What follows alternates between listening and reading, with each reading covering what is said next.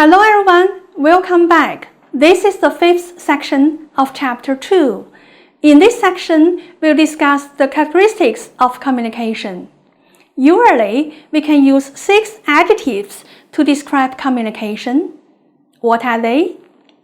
Symbolic, dynamic, interpretive, contextual, irreversible, and shared. Why do we call communication is symbolic? As you know, humans are symbol-making creatures. It is this symbol-making ability that allows for everyday interaction. Other animals may participate in the communication process, but none of them has the unique communication capability.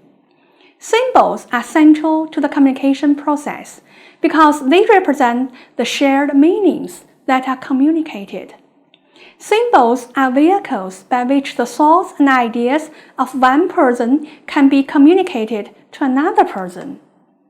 In terms of international communication, it is significant for you to keep in mind that the symbols you use are discretionary and subjective. Although all creatures use symbols, they usually assign their own meanings to the symbols. You use verbal to indicate that something is expressed in speech rather than in writing or action. Nonverbal communication has to do with gestures, movements, and the closeness of two people when they are talking. The scientists say that those gestures, movements have meaning which words do not carry. For example, the body distance between two speakers can be important. North Americans often complain that South Americans are unfriendly because they tend to stand close to the North American when speaking, while the South American often considers the North American to be cold or distant because he keeps a greater distance between himself and the person he's speaking to. Communication is dynamic. First, and perhaps most important, it means that communication is an ongoing activity. It is not fixed. Second, because once a word or action is employed, it cannot be retracted. Third, the word dynamic also testifies to the idea that all the elements of communication constantly interact with each other. Fourth, because inattention pervades communication behavior. Communication is interpretive.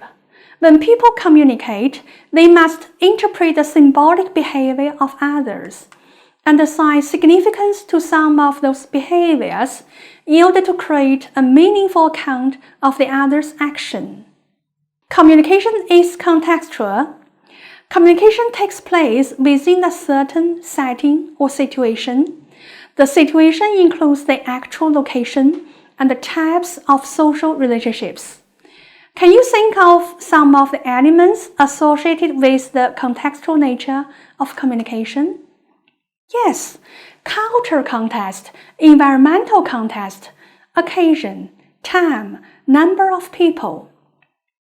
For example, the time after the death or passing away of a person in India is given a lot of importance. The basic idea behind the Indians following all these funeral traditions is to show reverence to the deceased person. Normally, during this time, all the family members share each other's sorrows and pray so that the soul of the deceased person reacts peacefully. Communication is irreversible. Once the information has been sent and received by others, it cannot be taken back. Once an event takes place, you cannot have it again.